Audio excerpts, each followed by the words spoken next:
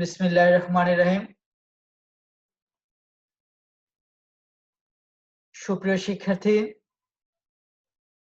তোমাদের সাথে আজকে যে ক্লাসটি হবে সেটা তোমাদের প্রথম মাসিক পরীক্ষা সম্পর্কিত একটা গুরুত্বপূর্ণ ক্লাস। তোমাদের প্রথম মাসিক পরীক্ষা শুরু হতে যাচ্ছে 7 তারিখ থেকে, জানো তো সবাই? জি স্যার। পরীক্ষা হবে 50 নম্বরের। 50 নম্বরের পরীক্ষায় আমি যেভাবে সাজিয়েছি, অন্যরা কিভাবে সাজিয়েছে জানি না। আমি আমি একদমই অল্প পড়াইছি আমার মনে হয়। আমি ধীরে ধীরে পড়াই, কিন্তু পড়া কিছুই বাকি থাকবে না, সব শেষ হয়ে যাবে। আমাদের প্রথম অধ্যায়গুলো একটু স্লো পড়াইলে ছেলে মেয়েদের পরবর্তীতে সুবিধা হয়, যার জন্য আমি ওইভাবে পড়াই। আবার যেহেতু অনলাইন ক্লাস, হাতে কলমে সরাসরি সামনে থেকে দেখিয়ে দিলে যেমনটা হয় অনলাইনে, ঠিক সেরকমটা হওয়ার কথা নয়। তো আমি যেটুকু পড়াইছি তার উপর তোমরা 4টি সৃজনশীল প্রশ্নের উত্তর দিবে। 5টি দেওয়া আছে, 4টের উত্তর দিবে। আমার কথা শুনতে পাচ্ছ? জি স্যার। জি স্যার। 4টি সৃজনশীল প্রশ্নের উত্তর দিবে। আর শুনতে পাচ্ছ না? আর পাচ্ছি, শুনতে পাচ্ছি। 4টির উত্তর দিবে। আর 10 নম্বর থাকবে 5টি অনুধাবনমূলক প্রশ্ন, জ্ঞান অনুধাবন প্রশ্ন আমি আলাদা করে দিয়ে রাখছি। সেখান থেকে তোমরা 5টির উত্তর দিবে, 5 দুগুণে 10, এভাবে 50। জি স্যার। তোমরা কলেজ থেকে এসে তোমাদের কলেজের বেতন আর ফি জমা দিয়ে খাতা প্রশ্ন নিয়ে নিবে। প্লিজ সাউন্ড করবে না। আরো মিউট করে ফেলো। তো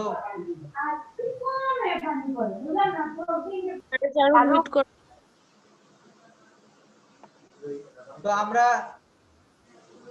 পরীক্ষার স্ট্রাকচারটা বললাম, এখন পরীক্ষায় কি কি আসতে পারে আমি সেগুলো নিয়ে একটু আলোচনা করব। যদিও সেগুলো সবই আমি ক্লাসে পড়াইছি। যেমন আমি প্রথম অধ্যায়ে পড়াইছিলাম তোমাদের, প্রথম অধ্যায়ে ছিল আমার প্রথমেই পড়াইছিলাম বিভিন্ন অর্থনৈতিক ব্যবস্থা, মনে আছে? বিভিন্ন অর্থনৈতিক জি ব্যবস্থা, স্যার। যেমন ধনতান্ত্রিক অর্থ ব্যবস্থা, সমাজতান্ত্রিক অর্থ ব্যবস্থা, মিশ্র অর্থ ব্যবস্থা এবং ইসলামী অর্থ ব্যবস্থা। এই 4টি অর্থ ব্যবস্থার উপর একটি সৃজনশীল প্রশ্ন হবে। আমি একদম শর্ট করে দিচ্ছি যেন তোমরা বাসায় প্র্যাকটিস করতে পারো। তোমাদের 4টি অর্থ ব্যবস্থা সম্পর্কে যারা ভালো জানবে, অর্থাৎ তোমরা পড়বে অর্থ ব্যবস্থাগুলো কাকে বলে, যেমন ধনতান্ত্রিক অর্থ ব্যবস্থাটা কি, সমাজতান্ত্রিক অর্থ ব্যবস্থা কি, মিশ্র অর্থ ব্যবস্থা কি, ইসলামী অর্থ ব্যবস্থা কি, এবং এগুলোর বৈশিষ্ট্য। এইটুকু যদি তোমরা তোমাদের জানা থাকে, তোমরা যদি বুঝতে পারো যে একটা উদ্দীপক লিখলে বুঝতে পারো যে এটা কোন অর্থ ব্যবস্থাটা মিন করছে, তাহলে অ্যান্সার করতে পারবে মাস্ট। আর সেটা কিন্তু তখনই বুঝতে পারবে যখন তুমি অর্থ ব্যবস্থাগুলোর বৈশিষ্ট্য, সুবিধা অসুবিধা, স্পেশালি বৈশিষ্ট্যগুলো পড়ো বাসায়। ক্লিয়ার? জি স্যার। তারপরে আরো একটা বিষয় পড়াইছিলাম, উৎপাদন সম্ভাবনা রেখা, মনে আছে? উৎপাদন সম্ভাবনা রেখা হচ্ছে যে রেখার বিভিন্ন বিন্দুতে উৎপাদনের বিভিন্ন সম্ভাব্য সংমিশ্রণ নির্দেশ করে। এগুলোর স্লাইড ছিল তোমাদের কাছে, তোমরা স্লাইড দেখে দেখে আবার পড়বে। আমার স্লাইড গুলো কিন্তু তোমাদের একটা নোট। আমি কি বলছি বুঝতে পারছো? আমার স্লাইড গুলো তোমাদের জন্য একটা নোট, দেখে পড়বে। উৎপাদন সম্ভাবনা রেখা অঙ্কন প্রক্রিয়া পড়াইছিলাম, ভালোভাবে পড়বে অঙ্কন প্রক্রিয়াটা। তারপর পড়াইছিলাম প্রথম অধ্যায় থেকে সুযোগ ব্যয় পড়াইছিলাম। একটি দ্রব্যের উৎপাদন বৃদ্ধি করতে গেলে আরেকটি দ্রব্যের উৎপাদন ত্যাগ করতে হয়, তাকে সুযোগ ব্যয় বলা হয়। উৎপাদন সম্ভাবনা রেখার কোন কোন এলাকায় উৎপাদন করতে পারবে, কোনটি অর্জনযোগ্য অঞ্চল, কোনটি অর্জনযোগ্য অঞ্চল, মনে আছে? এগুলো থেকে প্রশ্ন হতে পারে। জি। প্রথম অধ্যায় ছিল এই। তারপরে দুষ্প্রাপ্যতা, সম্পদের স্বল্পতা, যেটা পড়ানো হয়েছিল। ব্যষ্টিক ও সামষ্টিক অর্থনীতির পার্থক্য।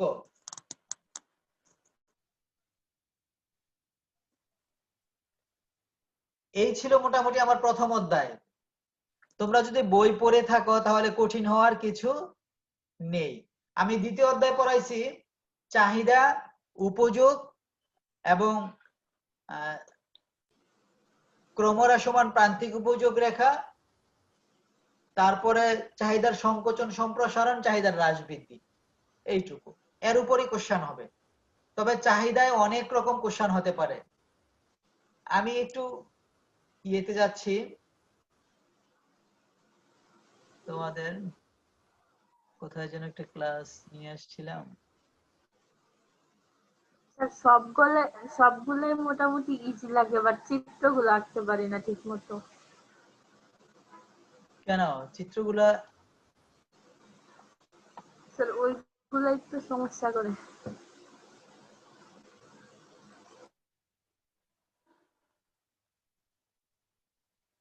চিত্রগুলা নিয়ে তোমাদের আমি একটা লাইভ ক্লাস করে রেকর্ড করে দিব, হ্যাঁ, ভিডিও ক্লাস করে সবগুলো চিত্র অঙ্কন তোমাদের জন্য। Okay sir. শুধু বিভিন্ন চ্যাপ্টারের চিত্রগুলো আমি একটা ভিডিও করে তোমাদের এই ইয়েতে রেকর্ড করে ক্লাসটা আপলোড করে দেব। ঠিক আছে স্যার। তোমরা একটা স্লাইড দেখতে পাচ্ছ, তাই না? স্যার এখন পর্যন্ত না স্লাইড স্যার, এখনো কিছু দেখা যাচ্ছে না। কি বলো, এই যে স্লাইড দেখা যাচ্ছে না? না স্যার। এখনো আসে নাই। কি দেখতে পাচ্ছ তোমরা? স্যার এখানে লেখা Zakir Hossain has started screen sharing. আচ্ছা একটু ওয়েট করি।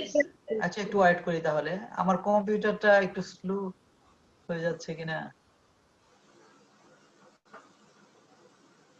এখনো আসেনি?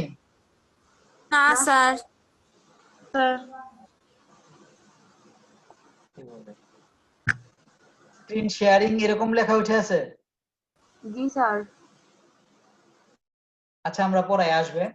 তো একটা কোশ্চেন ছিল উপযোগ। উপযোগ ছিল, উপযোগের মাঝে ছিল মোট উপযোগ, প্রান্তিক উপযোগ, কিভাবে মোট উপযোগ রেখা অঙ্কন করে, কিভাবে প্রান্তিক উপযোগ রেখা অঙ্কন করে, কিভাবে ক্রমহ্রাসমান প্রান্তিক উপযোগ বিধিটি ব্যাখ্যা করে, এই ডিটেলস ছিল। কিন্তু তোমাদের পরীক্ষায় হয়তো এত ডিটেলস নাও থাকতে পারে, শর্ট করে থাকতে পারে, কারণ পরীক্ষায় 2-3 মার্কসের জন্য অত ডিটেলসে যাওয়া হবে না, তার উপর ভিত্তি করেই কোশ্চেন হবে। এখনো তোমরা দেখতে পাচ্ছ না? না স্যার। না স্যার, এখনো পর্যন্ত আসে নাই। ও কি লেখা আছে? স্যার সার্চিং হচ্ছে স্যার। কোনো লেখা নাই, ব্ল্যাঙ্ক? না স্যার। স্যার ওই যে আগের লেখাটাই আসতেছে। Screen sharing. জি স্যার। জি স্যার।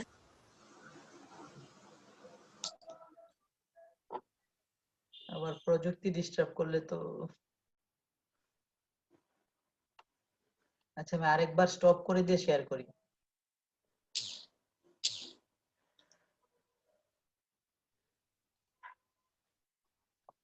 এখন এখন কিছু আসছে? এখন স্যার কলেজের ছবি আসছে। না স্যার, আসে নাই। স্যার কিছুই আসে নাই এতক্ষণ তো। স্যার স্ক্রিন শেয়ারিং লেখা উঠছিল। এখন? এই যে আসছে স্যার এখন আসছে। আচ্ছা থ্যাঙ্কস গড। এখানে আমি একটা উপযোগ সূচি নিয়েছি, এই সূচিটার সাথে তোমরা পরিচিত, আমি এর আগে পড়াইছিলাম, তাই না? জি কিন্তু স্যার। আজকে পড়াবো পরীক্ষা কিভাবে হতে পারে। যারা ক্লাসে নেই তাদের জন্য একটু টাফ হবে। আমার ক্লাসে এখন কতজন আছে? খুবই 7 অল্প। জন স্যার। যেমন এখানে মোট উপযোগ একটা সূচি আছে, প্রান্তিক উপযোগ একটা সূচি আছে। কিভাবে হয়েছে আমি এগুলো ক্লাসে ডিটেলস বলছিলাম, আজকে আরেকটু সহজ করে দিচ্ছি। তোমার পরীক্ষা এমন থাকতে পারে একটা কলাম থাকলে আরেকটা কলাম পূরণ করতে লাগতে পারে। যেমন মোট উপযোগ সূচিটা আছে, প্রান্তিক উপযোগ বললো পূরণ করতে, তাহলে আমরা কিভাবে করব? এই মোট উপযোগ থেকে বিয়োগ করে করে প্রান্তিক উপযোগ পাওয়া গেছে।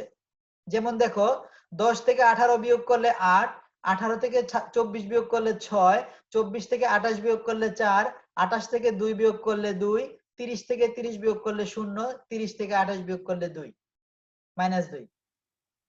এইভাবে আমাদের যদি পরীক্ষায় শুধু মোট উপযোগ থাকে আর প্রান্তিক উপযোগ নির্ণয় করতে বলে আমরা করে নিব। ক্লিয়ার?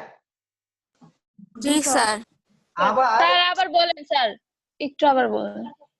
মোট উপযোগ সূচি যদি দেওয়া থাকে, প্রান্তিক উপযোগ সূচি আমরা নিজেরা নির্ণয় করতে পারবো। কিভাবে পারবো?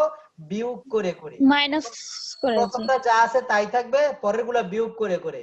যেমন 18 থেকে 10 বিয়োগ করলে 8, 24 থেকে 18 বিয়োগ করলে 6, 28 থেকে 24 বিয়োগ করলে 4। এগুলি বুঝো না তোমরা আমি যে বলতেছি? জি স্যার বুঝছি বুঝছি। জি স্যার। জি স্যার। আবার যদি এই কলামটা দেওয়া থাকে তাহলে কি হবে? তাহলে যোগ করে করে হবে। যেমন 10 এর সাথে 8 যোগ করলে 18, 18 এর সাথে 6 যোগ করলে 24, 24 এর সাথে 4 যোগ করলে 28, 28 এর সাথে 2 যোগ করলে 30, 30 এর সাথে 0 যোগ করলে 30, 30 থেকে -2 বিয়োগ করলে 28। 28। এইভাবে কলামগুলো আসে। যদি পরীক্ষায় আমাকে এভাবে পূরণ করতে বলে, আসে অনেক সময় এভাবে। আবার আরেকটা বিষয়, আমি দুটি রেখা একই চিত্রে দেখাইছি, তাই না? একটা মোট উপযোগ রেখা টিউ রেখা আর একটা প্রান্তিক উপযোগ এমইউ রেখা। পরীক্ষায় অনেক সময় শুধু মোট উপযোগ রেখা অঙ্কন করতে বলা হইতে পারে, তখন আমরা একটা করব। আমার এ বি দুইটা চিত্র ছিল না, এই যে এমন ছিল, এমন ছিল না? জি স্যার। জি স্যার। কিন্তু পরীক্ষায় শুধু যদি বলে মোট উপযোগ তাহলে আমারটা এমন হবে, শুধু উপরেরটা হবে। যদি বলে শুধু প্রান্তিক উপযোগ তাহলে এমন হবে। আমরা পারবো না? জি স্যার। আর একটু টাফ হবে। স্যার কেন স্যার না হবে? একটু টাফ হইব একটা স্যার, বললে মোট আরো সহজ উপযোগ হওয়ার কথা, দুইটা বললে যেখানে তোমরা পারো, একটা বললে তো আরো সহজ হওয়ার কথা। টাফ হবে কেন? স্যার মোট উপযোগের চিত্রটা স্যার আঁকতে স্যার পারবেন একটু না। কঠিন লাগতেছে আমার কাছে। কে? স্যার ওটা চিত্রগুলো স্যার আঁকিও নাই। আপনার নাম কি যার কাছে কঠিন লাগতেছে? স্যার সাইমা। সাইমা। সাইমা তো ক্লাস করে। স্যার আমার কাছেও কঠিন লাগতেছে।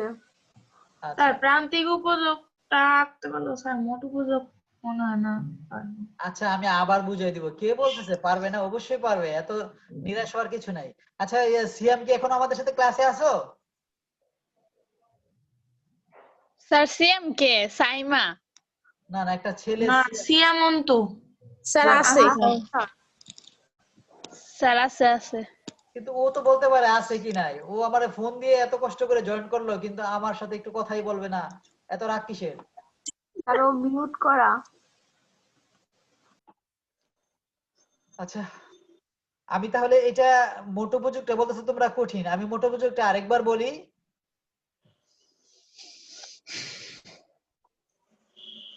কি বলে?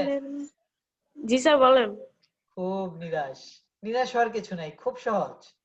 দেখেন, ভোগের একক ছিল, তোমাদের কাছে তো সূচিটা আছে, আমি তো স্লাইড পরিবর্তন করে ফেলছি।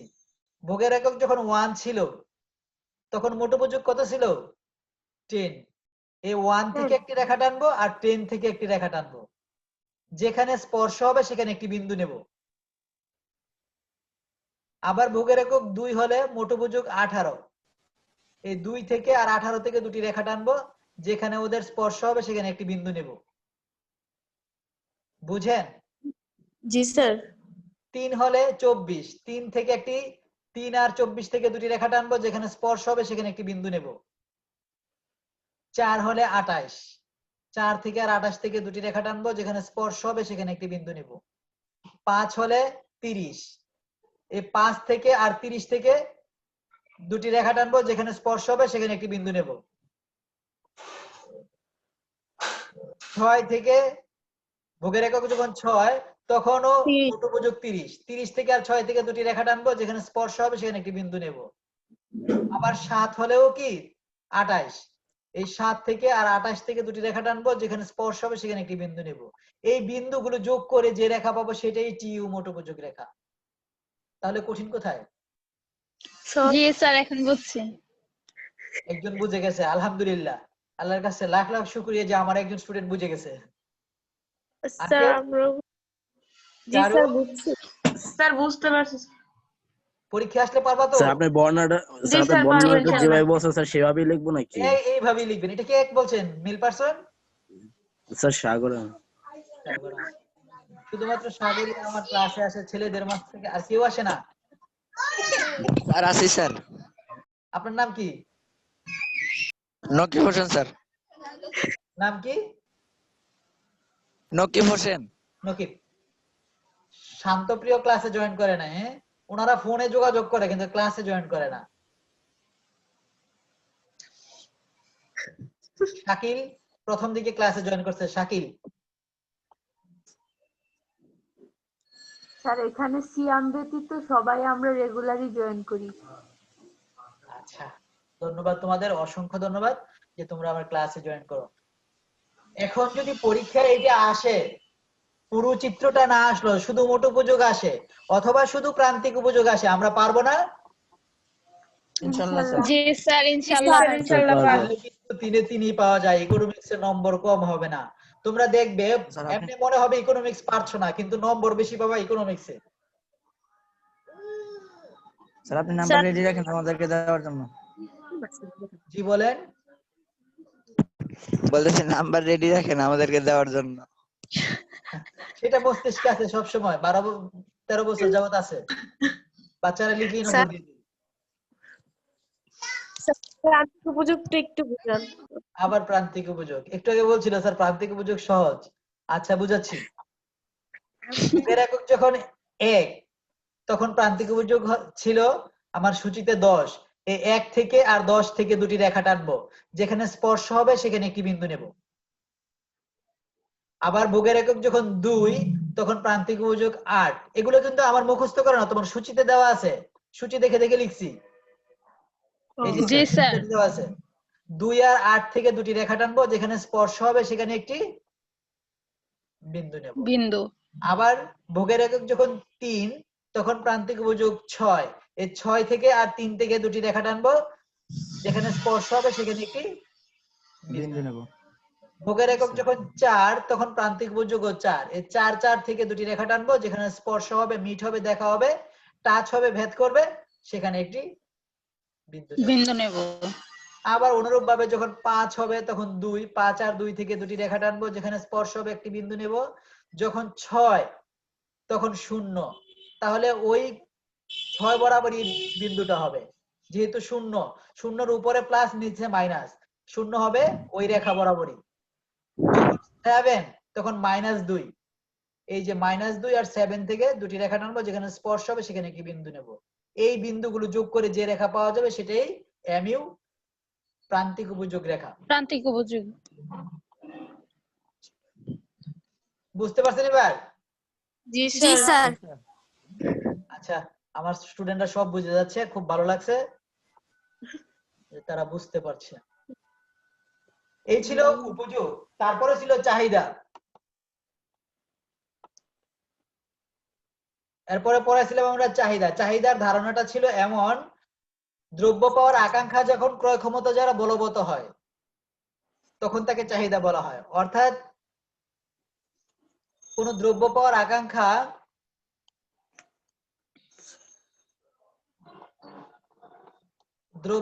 আকাঙ্ক্ষা যখন ক্রয় ক্ষমতা দ্বারা বলবৎ হয়, তার মানে দ্রব্য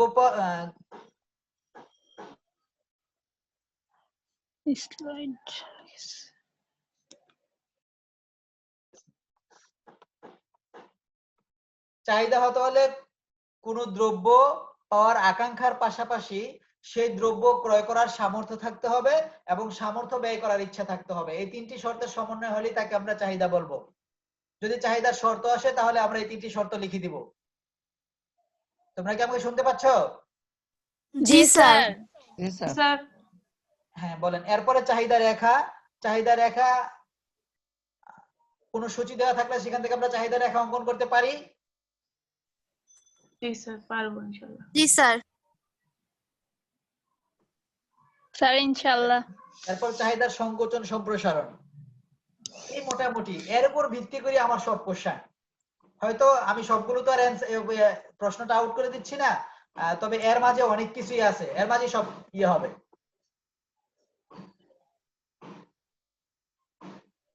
ঠিক আছে? জি স্যার। তোমাদের স্যার। পরীক্ষা চলাকালীন জানি না ক্লাস হবে কিনা, তবে যদি নাও হয় তোমরা করতে চাইলে আমি ক্লাস করব।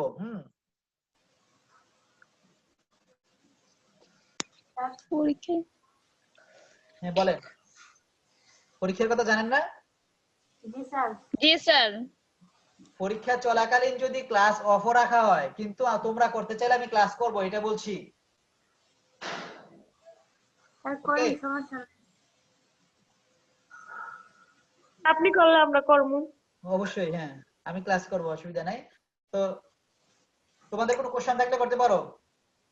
না স্যার। না স্যার।